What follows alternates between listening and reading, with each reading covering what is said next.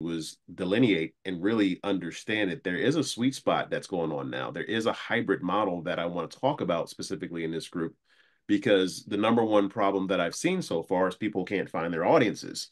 So you can have all the data in the world, doesn't matter. You can have all the contacts in the world, doesn't matter, because in both cases, you need to have a message that's going to bring all of that together. So whether we like it or not, the reality of it is we have to be able to really get to figure out where our audience really is.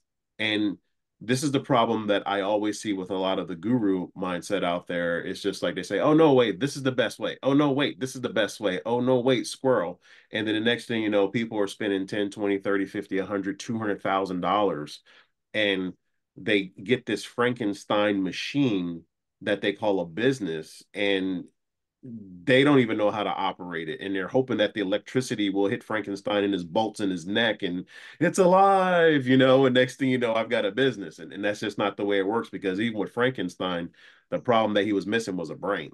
So you have to be able to put together an entity. That's why it's called a business entity. And you have to be able to really program that entity in a way that it's going to operate without you so that you can lead. And this was the problem that I discovered, because I got thrown not just in the deep end, but I had to plow all the way down the middle earth. Because what I learned in the military, it was like I was never supposed to be talking past, talking to regular humans. Like a lot of my friends are like award-winning journalists, or they're working in intel in the military, or like, hey, I work for the Department of Defense. And like, it's like an crazy, it's like a very insane knowledge base that these guys have. But I'm the one who wanted to turn, after midnight into a pumpkin and just go home. I almost got killed. I'm like, I just want to go home. But even then, when you go home, like I was telling somebody yesterday, this voice right here is a broadcast voice. Nobody in Philly speaks this way. So when I go home, they're just like, "Is he okay?" Like, I'll go, "Water, how you doing?" Like I have to remember that stuff, right? And this is kind of like how leadership works from a level where some of us who have put so much into these programs don't realize that we have to turn back around and help our audience, because we're so genius and we're always plowing forward and we're being trained and conditioned to plow forward. I'm just like, well, what about like in the Marine Corps, you're only strong as your weakest link, and no man left behind. And, it's not a sexist thing. It's man, I could say something vulgar right now, because in the Marine Corps, we call persons one thing and one thing only. And any Marine knows exactly what that is. And it's the F word. It's like, come here, effer, like everybody was that. Didn't matter. So I am equal when it comes to this knowledge base. What I believe we should focus in on is like what really motivates and inspires us to have the drive that we have, so that we do realize that we're leaders and we can turn back around and help the people who need our help the most. So I just wanted to weigh in on that. And this is more like a Q&A dialogue thing. What are you guys' thoughts on that? Is it what I'm saying crazy, or is this making sense? For me, Fred, it makes a lot of sense what you're saying in terms of the whole Frankenstein concept, because I even, find myself, being the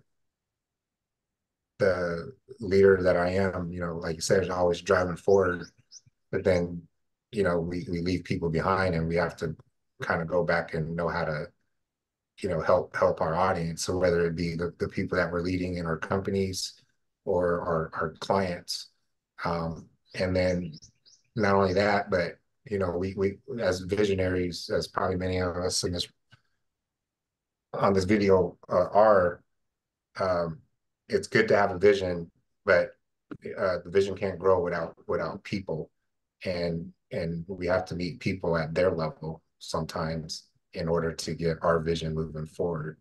Um, to not to connect with to connect with them and get them in a place to where they can move forward, so our vision can move forward. And so it's a fine balance. And then what you said about the gurus, that's kind of where I found myself in these past.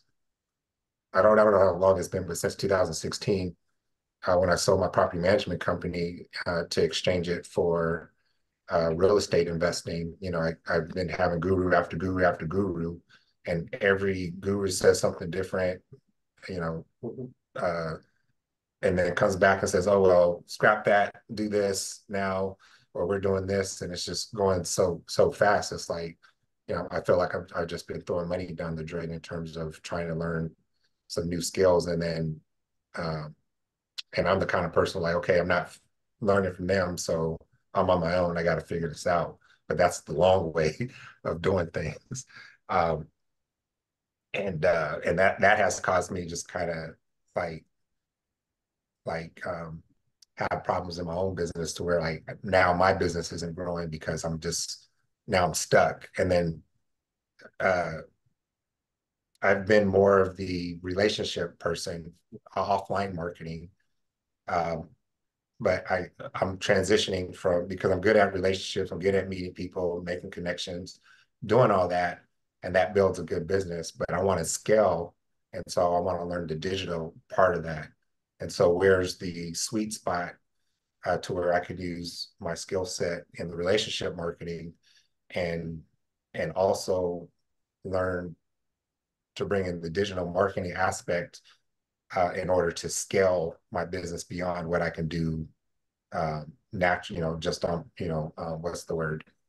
Um, you know, manually, uh, with the relationship marketing. So that's kind of where I'm at right now. And that's why I chose to, as marketing as my skill set, but not just any marketing, but digital marketing, because I'm good at marketing and building relationships, but digital marketing, I completely suck at.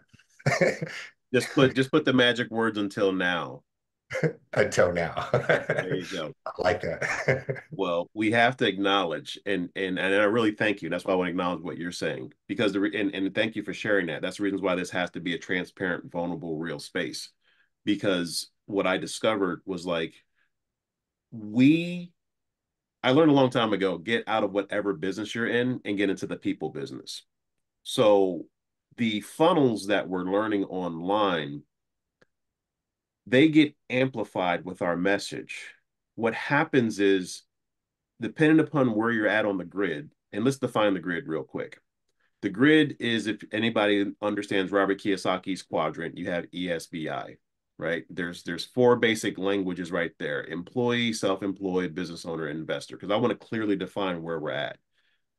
What I've seen from working with thousands of businesses and tens of thousands of people, which is crazy when I say that, is that sometimes a business owner will elevate naturally because we're performers, right? And sometimes leaders get to become leaders through attrition. Sometimes they're just there long enough, and next thing you know, they're leading something, right?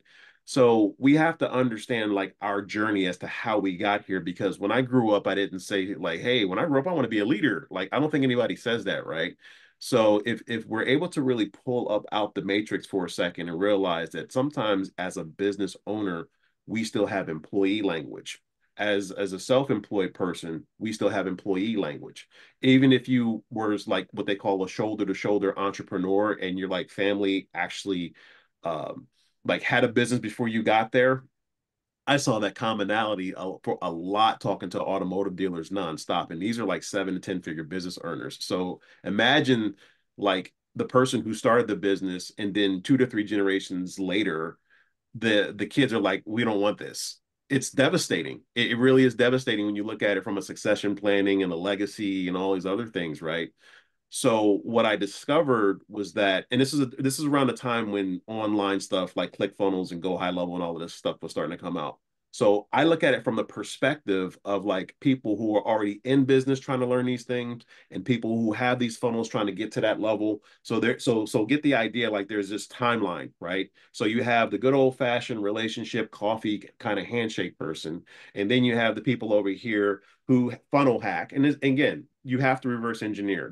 And that's part of survival. So even for what I'm doing, take a look at what I'm doing. I'm more than happy to show anybody what I'm doing, because this is literally how communities are built. Right here, right now, how we're doing this. We're supposed to take the best of what somebody's saying and test it in our world to see if it really works. Because to your point, what may work in your world may not work in Amisha's world, may not work in Coach, can I call you Coach O, Otis? I'd love to say hi to you. I know we're going to introduce, so can I say Coach O? Is that cool so far? That's fine. Otis, just don't call me late for any meals and we're all good. 100%. See, you are my people. Yeah, appreciate it. And that's one of those things though, is that when we have a funnel, don't just look as a funnel. This is I promise you this is going to be game changing. We're taught like a funnel's like this and things are coming in. I've always looked at a funnel as like a megaphone where I am at the base of this and I am projecting outward. And my message is going just like when you go to high school and like, because we had cheerleaders at our high school and they got the big, they're doing the same thing. That's how I look at a phone. I'm like, this is my platform. Like, this is what I say. This is what I don't say. This is who I am. This is who I'm not. This is what I represent. This is what I don't represent. The reasons why I have my offer is because of X, Y, and Z, period. Either you're down or you ain't. But that's a little bit black and white, so I can really have you get the idea so it can be a lot more personified. But that's what I look at a funnel really as. It's a personification of who we are. It's the reasons why we have our brand in the first place. Because working even with these high level companies for a long time, especially when I was working with Kia. Kia was they were hell bent on changing the culture of the car business, and I'm honored to have done that with them. Prior to my wife getting sick, there was no reason for me to actually leave that environment. We did a lot of innovative things that you're seeing right now in the brand, all the way down to the brand shift. So what we were doing in behind the scenes like that, as an example, we're having conversations like this. It's very much a human element that's missing in marketing and advertising because we've been taught to be marketers or advertisers. That's the first thing. That's why in the book, I say, yeah, you are a marketer first, a communicator second, because from a leadership standpoint, once you get that dialed in, you've got to stand on top of that platform and use that funnel as a megaphone, period, because there's so much noise out there. People will invest with you if your product is worth it. Mustafa, you've already, sorry, so because I have Mustafa in there as well. So you have audience roadmap. You've been through that so far. What are your thoughts on the program so far?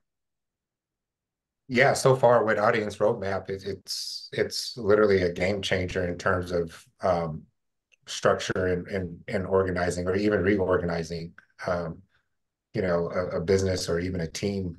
It has so many functions to it, but just the simple um, example of the fundamentals and the technical, the latter is was just completely changed my paradigm and how I look at businesses.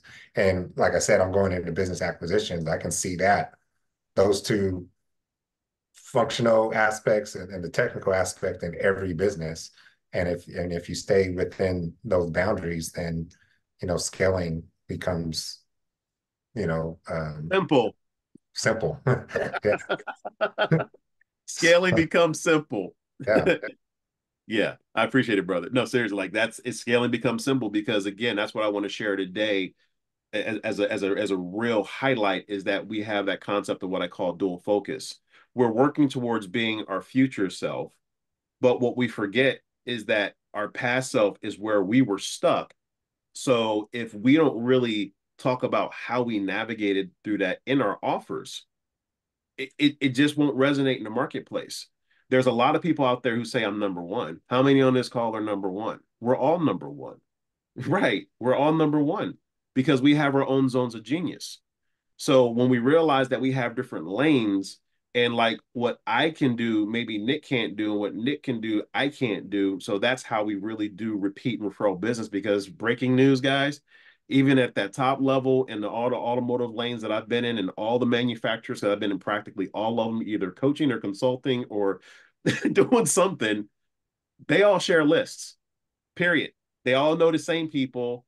Some of the people who I knew who were running the top levels of the companies, I'm talking about the presidents, like they would go over to like Nissan or they would go over to like and then it's just like anything else. They bring their whole village and whole tribe with them because there's a lot of trust there. So that's the same concept that if we understand that that's how marketing really works, like businesses and businesses people, the funnel actually amplifies that to your cold audience. Because when I'm running ads, my mindset is like this: those are friends that I just haven't met yet. Like there's something that they're stuck on that I have to really figure out like why they're stuck on it right now. But I can't just sit here and waste money because if there's not enough what they call opportunity volume there, then it doesn't make any sense for me to run ads in that direction. But because I've been trained to think like an advertiser, actually a public affairs media relations specialist for the record, after that, then comes advertising, then after that, then comes marketing, but you need the leadership to drive it all. Period. Like that's science. Like anybody can test that and beat that up. So the way anybody want to check in on that real quick, your thoughts on that? I Does mean, that I make it think sense? no, it makes perfect sense because the analogy that you use to describe the funnel as just being like an instrument or a trumpet, it makes perfect sense. If you flip it on its side, you have a funnel that goes like this. If you flip it on its side, it's shaped literally like a trumpet, like a trombone or an instrument. And as far as what you said about being a leader and being able to recognize the fact that you were once in a stuck position and you tracked your way to where you are now, I think the definition of a leader is just a trailblazer, somebody who marks signposts on the way as they dig through the trail that nobody else has trod on, or that few people have trod on and have not finished or gotten far enough on. And then when you get to that point, you look back and you see all of the marks that you laid and all of the landmarks that you set up and all of the obstacles that you dug around or dug through, and people just follow that. And that's how what they mean by when you lead, you follow, and when you follow, you lead. Yep, spot on. And I'm gonna say one more thing. The lead sled dog often has the greatest view, but the hardest pull. But let's examine that a lot further because as leaders, if you ain't got no sled dogs with you, then what are you doing? You got to bring people with you in order to be the lead sled dog that's pulling that sled with the team. You follow me? Like we have to turn around, and be like, y'all good? Y'all, oh shoot, there's nobody around me. Okay, that means you went too far. Turn back around and help people. Like period. Like you can't go any further until you help people. Period. Like that's. Tell me I'm wrong here. Tell me please I'm psycho because I've been waiting for people to talk about this for so long because I know people are going to come back and be like, oh, that ain't true. I'm like, look, test everything that I'm saying. Like, this works because my goal is to, like Jay Abraham talked about, some of my programs started like 25, 30, even $100,000. And if I can't coach you up to that point, then it means I don't know what I'm doing. You follow me? So I'd rather give you the most accurate, like pristine piece of information you can use right now so that you can just get out there and get after it and then come back next week and go, oh my God. And I'm like, what's going on? You'd be like, yo, this, and this. I'm like, yeah, right. So where are you at now? And who did you bring with you? Like, period. Like you cannot play life by yourself. You know, even when I was a trader and me and my wife, we learned from Courtney Smith. He was a Hall of Fame trader. So if you know anything about trading, Paul Tudor Jones knows this guy. Like you name any trader on the planet, they know Courtney Smith. He's like a Hall of Fame. He's literally a Hall of Fame trader. And when he was teaching me and my wife all the trading principles, even he said it. He's like, this trading thing isn't a zero sum game. Just because I might be playing it, and you know, there's somebody else on the other side of this transaction. Like you have to remember that. If you want to look at it as a transaction, that's cool because he had 12 different ways that he taught us trading techniques, right? But the biggest ones that made the most money for him were all relationship based. They were all long-term trades and they were all relationship based. So when you're able to really get that idea, then you understand that a funnel really is a tool. It's not like the end all be all because when this whole online marketing world was evolving, what I noticed was because I had my tax license at that point in time, you had these kids like making two, three, $400,000 a month, but a couple years later, the IRS is clawing it all back because I'm like, yeah, funnel is not a business. Like it's just a piece of a business, right? Like, so you have to be able to understand all these little nuances so that you don't get yourself in trouble, but also realize that it starts with your messaging. And the only way that you can get your messaging down accurately is to be a leader. You have to figure out why am I putting these life units out there like that? Like why am I investing so much time? Why am I willing to spend a few hundred thousand or a few $1 million just to go down these rabbit holes? Well, the answer is you shouldn't be going down rabbit holes. You should be looking for other mentors and leaders to give you a tractor beam to pull you up because these rabbit holes are just like that. They are rabbit holes. They're designed to pull you in gravity. It's just like I throw this card up, it's going to come down. It's gravity. So you need people ahead of you to be able to really guide and nurture you, but more importantly, tell you to test it. Because see, I'm very scientific about what I do. Like I got into the online space. I didn't even know what a scientific copywriter was. I'm like, there's such a thing as a scientific copywriter. Like, what does that even mean? Like, you follow me? So this is the kind of stuff that I want to put into this group, and let me know if this stuff is helpful. But I do want Coach O to please introduce himself because he's new. He actually just came on board as a client. So I want you to I want to get your feedback right now, sir. Is this helpful to where you're at, or what's going on? This is a totally safe space. Whatever you want to say, we're cool. Okay, so first of all, I apologize for being late. I have a call. I had a call that I thought it was at 6 o'clock, but then I realized Europe doesn't have hasn't gone to daylight savings time yet, so it actually starts at 7 o'clock. So I'm here. Um, yeah, no, I hear what you're saying, and it's funny that you mentioned that because it was something that I had showed Nick yesterday, Derek Sievers. I don't know if anybody's seen at the beginning of a movement in 3 minutes.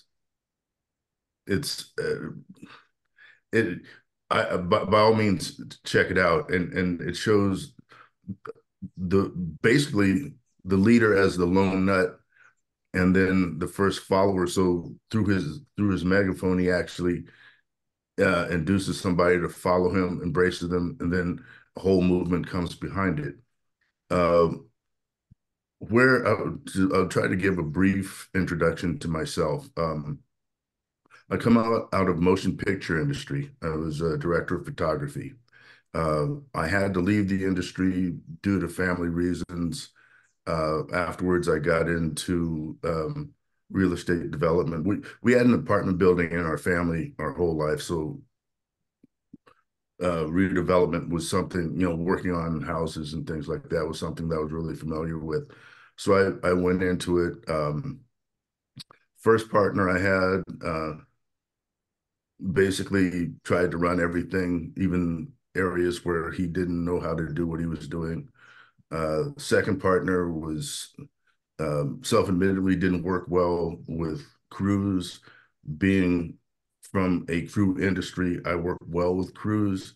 Unfortunately, he put himself in the middle of the crew and cost us a lot of money. So I decided to try to go back to motion pictures. Things had changed a lot, and I wasn't willing to fight my way back into that industry to be disrespected the way crew members are today. Uh, I've always loved commercials. Marketing was something I'd always been into as well. So that's what brought me to Billie Jean. So I developed marketing. So I'm used to marketing, but then I ran into the same thing that you were talking about. Where um, people are it's like the E-Myth says. People leave their job and they become their job. They think they're running a business, but they are their own job. And trying to figure out a way to express that to people became a challenge. And that's when I got into, I had been into personal development since I was a kid. And then I found this program that was really transformative and offered a way that basically got me out of, let me back up one step. So as I'm going through the marketing, I'm finding these people that, it's like, well, this niche isn't working. Let me go to another niche. And then COVID hit and all these restaurants are closing down and they're not marketing because they're not open. So all of a sudden I was lost. I was like, so what do I do now? And I got hit with imposter syndrome really, really bad. And I've done some amazing things, but I doubted myself tremendously. And I found this program, and it actually worked me out of my situation. And I watched other people do it. And I'm thinking, well, this would be a good way to get some of these people's minds out of that this is my pigeonhole. This is where I am. There is no forward for me, and just having a different way. When you talk about small groups and working in teams, I'm also ice hockey coach, so teamwork is something. My biggest problem, I think, my whole life has been trying to be a team player in a world full of single people, people that are just, I'm closed off from the world, but it's better to build a team. Yeah, whatever. What's in it for me, So that's where my journey has led me. And it was funny when I was talking with Nick yesterday. One of the things, one of the movements that I'm trying to create is trying to promote creativity and imagination as a driving force instead of always being finance. I mean, like there's some really good ideas out there that could bring a lot of good progress to this world, but there's no profit in it. There's no profit in solving the problem. There's only profit in solving the symptoms. And I was telling Nick, okay, so how do we change this paradigm where multi-billionaires, instead of collecting money as a way to show who's winning, it's like, what if they were to give back? And then Nick, that's when Nick called me and said, "Oh man, you got to get on the phone." And he told me about you, Fred. So it was like, thank you for being my manifestation of what I had said. I mean, all week long I've been working on that, and here you are. So I thank you for that. Wow. Thank you so much. I really appreciate and honor that, because I know that takes a lot to say that. I've been in that space myself, especially coming out of the military. Get the idea. This is a good movie idea. Like literally, I've had my secret clearance, even though it was quote unquote inactive. I got officially debriefed back in November 2020 as to what I could say and what I couldn't say. So I have been hermetically sealed all of these years to have a clear viewpoint of like what works and what doesn't work. Like, my wife is here. She actually held the house down the whole time we were married, because I was home 6 or 7 days out of the month. The other days I am working with nothing but 7 to 10 figure business earners. And we have to delineate the difference between those super competitive billionaires and the other ones who I work with who are givers and takers markets. Those are the ones who usually do the best long term, because they'll create teams where this concept called succession planning really works. And that's what this group is about. This group is about really creating succession planning to each one teach one for real. Doesn't matter Yeah, what your race, color, creed, national origin is, just be a critical thinker, not a critical person. That's all I ask. Because anybody can criticize it, but a statue was never erected to a critic. You follow me? yeah, So, and it's one of those reasons why I actually started turning around and seeing my military brothers as well, because and sisters, because it was just like all of this talent, and I'm watching people kill themselves or they're going into drugs. I experienced that myself, so I was helping people get off of hard drugs for like the last few months before I decided to come back into this position. And I'm super honored and thankful I had a chance to see that, because my biggest lesson there was that when you don't have your purpose connected to your vision, you can have the best funnel in the world. It ain't resonating, it ain't hitting. And now, since 2020, people definitely want more than just a funnel. They want to know who's behind that. Who is the guy behind the curtain? It don't take much more now these days to figure it out. So, welcome aboard. And like I said, we'll jump on a call with you shortly, and sure. just really go deep into what you've got going on. And I did want to close it. Typically, we stop around 9:30. So if anybody wants to kind of hang out, that's cool. We'll do it for a few more minutes. But what I wanted to do also was introduce Namisha. I see she hates when I put her on stage like this, but she's actually one of our mindset coaches here, and she's highly competent, highly proficient. I trust her with my life. She's totally awesome. Her story is totally amazing. That's why we rock together as well. But I wanted to get her viewpoint on what she's saying, because see, my kryptonite is the fact that I barely have any emotions. Like I'm that scientific and that technical. My wife is just now helping me get into my feels. So I want to send a shout out to my wife, because she's been that patient, and she's like fine art, man. When she talks now, I hear the beauty, and I'm hearing those high notes that she's been hitting. It's like been a dog whistle all my life. So, but my work wife is Namisha. So they already know each other. Derek, she already know that's my wife. So I got my work wife.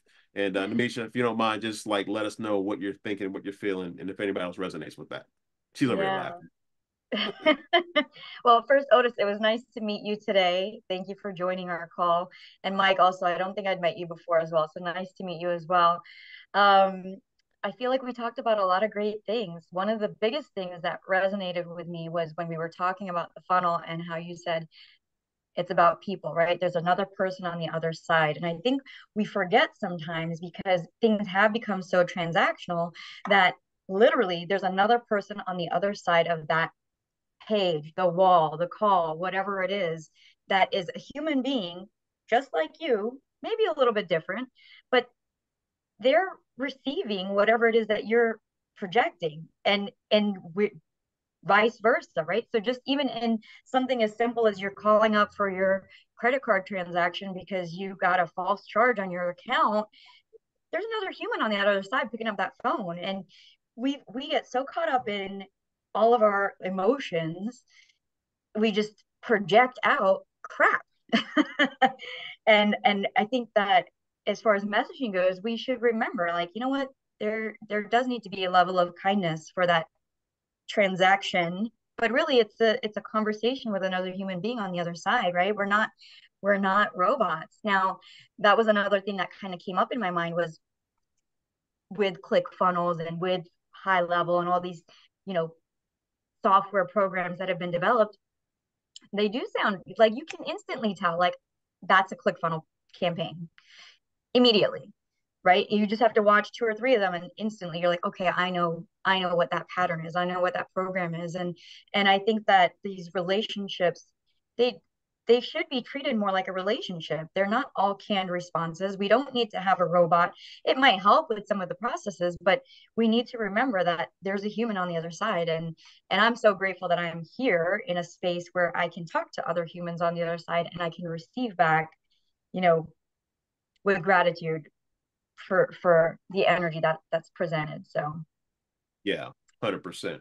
And I'll say this as we're closing, because here's an action step I want you guys to talk about and then come through. We'll either do this either on Tuesdays or on Thursdays, but I know because I wanted to do this on Thursday because this is just near and dear to our heart. We want to get back into the momentum of having a program. So my challenge to everybody here is to really, your first step is to identify your true audience. Here's why. Because there is a level of sophistication where the people who we're talking to are unsophisticated. And quite frankly, they're hypnotized. Okay. So some of those countdown timers and some of those hooks and the benefit driven hook and all of this other stuff, your audience is hypnotized. Like they need to come through. And if you're the one who's the guiding force to help them come through, then that's what, and if that's what it takes, then you go, hey, you've been involved in a car accident. I had to use this countdown timer because you don't know how to take action on your own. I had to do this because you don't, in the spirit of transparency wakes people up. And that makes that ineffective. So if you've never heard of the concept of a self-liquidating offer, that's a self-liquidating offer. You want to break that hypnotic trance of your people, right? Because then you have this other stage of people who are a lot more sophisticated, right? We've spent a lot of time, energy, effort, and money learning all of this stuff. And instead of us focusing in on our mission, we go, I want to be a marketer. I want to be an advertiser. Because you start seeing the power of it. But understand, it is just a tool. And chances are, like a Billie Jean and everybody else, or a Fred Smith or a Namisha, you're going to develop your own style and your own pattern in your industry, in your quote unquote niche. And the reasons why riches are in niches is because you have deeper level conversations to see them. That's how you find your niche.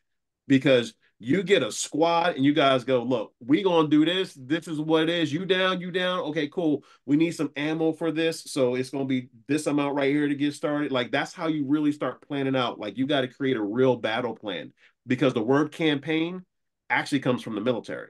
Because when I first got out here, I'm just like, they used the word campaign. Like, can you do that? Like, like, are we in combat right Fred's like, now? that's Like, classified. We shouldn't be saying that word.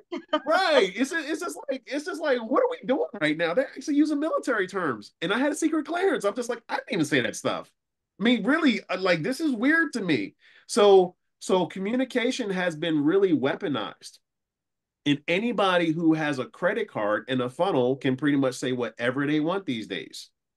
I have a podcast called Mind's Eye Podcast. I don't know if I can publish it today, but definitely no later than tomorrow or this weekend, where one of the girls who I went to school with, her name is Brandy. She was 18 years old when she learned all of this stuff. She's one of the top, little known that you've ever heard of people on this planet who had a top secret clearance. She interviewed the president of the United States. And we were talking about AI back in the 90s.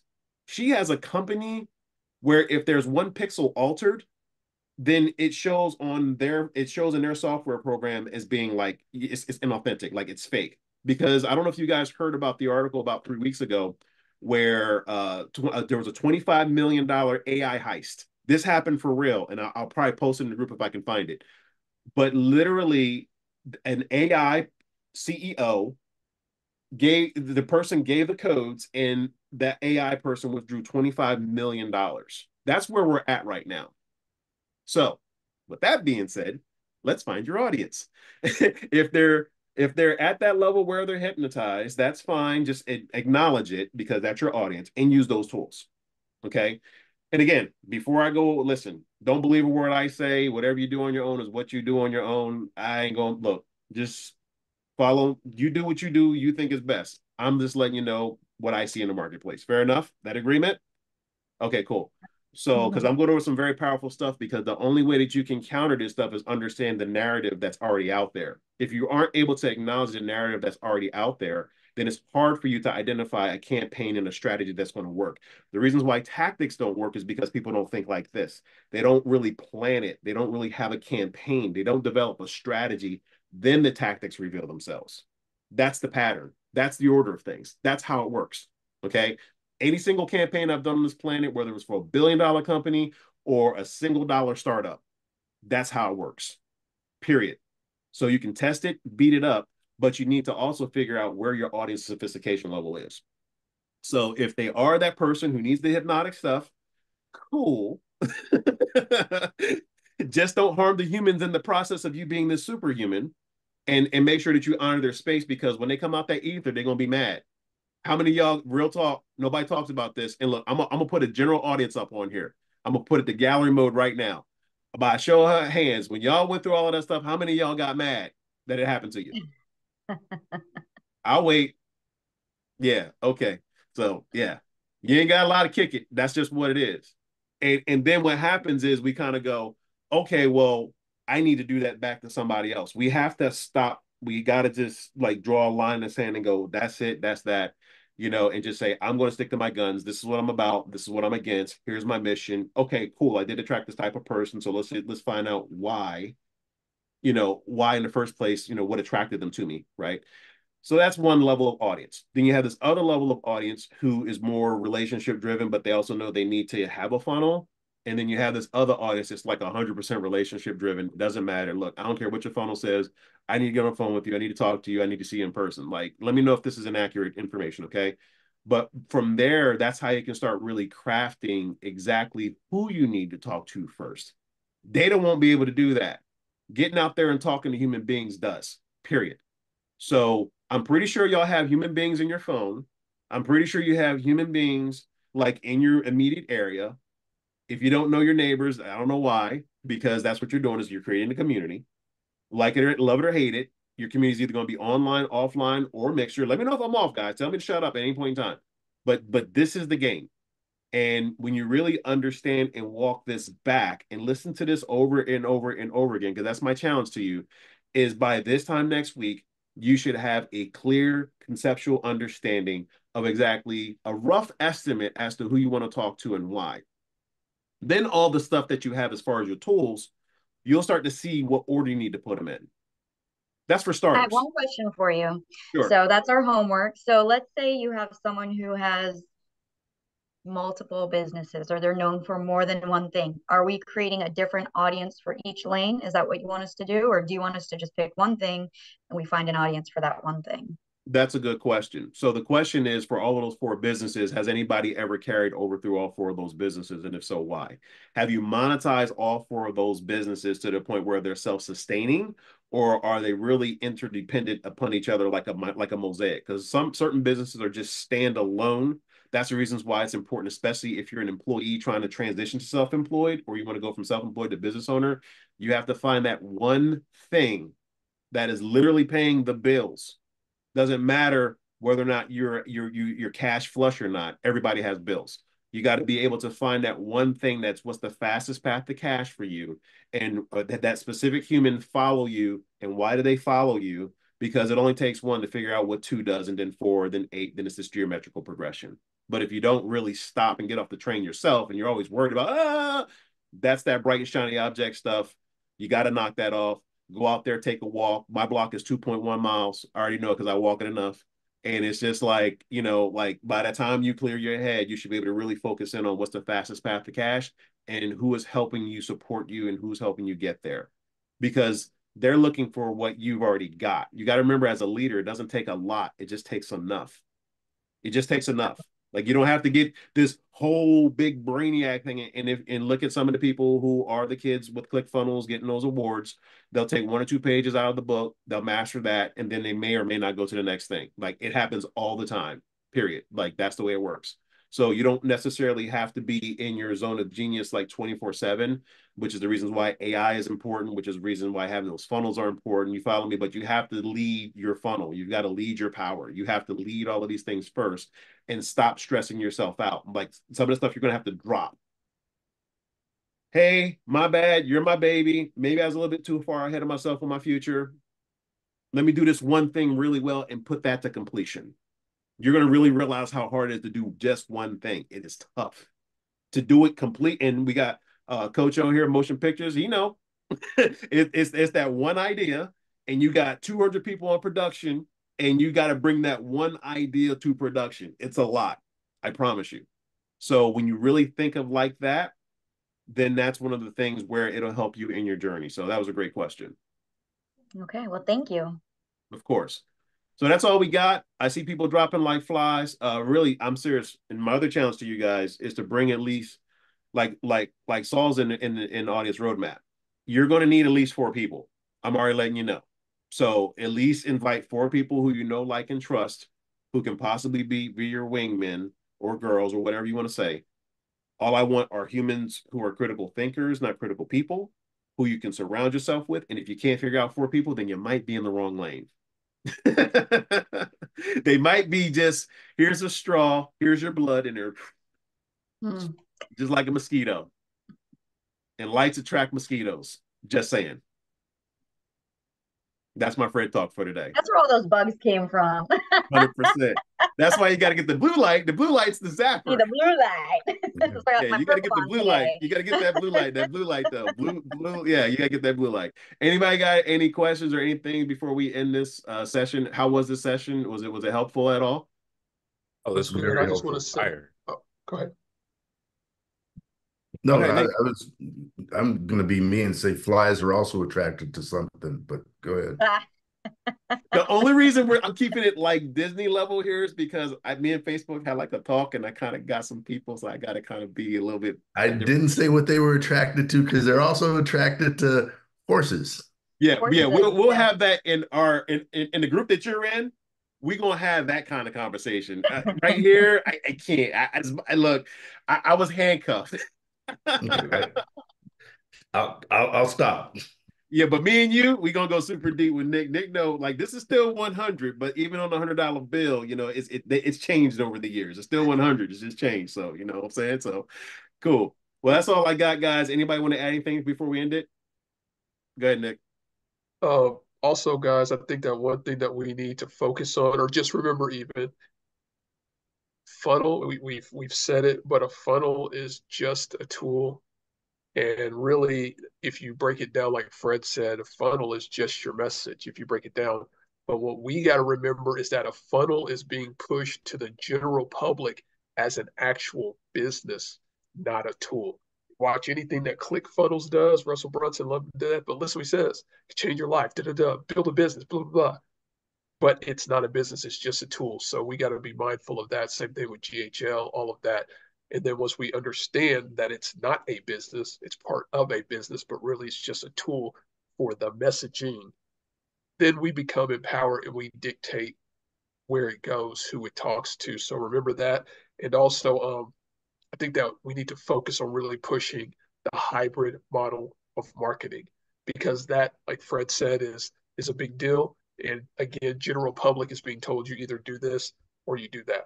So I think this is where our group, and as we learn and as we go out and talk to people and perfect our campaigns and crafts, let's remember hybrid marketing, because that's what will set us apart. Once we master that, we can teach people and show them and make them understand. I appreciate that, guys. Yeah, much love. And again, share this with people you know. Also, I'm gonna drop a link. It's our link tree to YouTube, a few other things. Just show your love, show some support. Let's push all of this out there. Let's start attracting the right people into the group, and everybody's going to eat and benefit from it. That's just the way it works. You know, it takes teamwork to make the dream work. And then, like I said, everybody who's on this call naturally, you know, we're all working with each other in some way, shape, or capacity. So I'm here to help everybody grow. So thank you so much. Much love. And we will see you on the other side. And oh, by the way, jump on the speed scaling, go to speedscaling.com and just jump on the email list too, because I like to do the email blast. So all of that stuff will be dropped down in the link tree, and all the other stuff we got going on. So, but much love. And again, any other questions, any other thoughts before we go off? If so, go to askfredsmith.com and we'll take care of you. All right. Thank Thank you. you. All right. Now, Thank chat soon, you. y'all.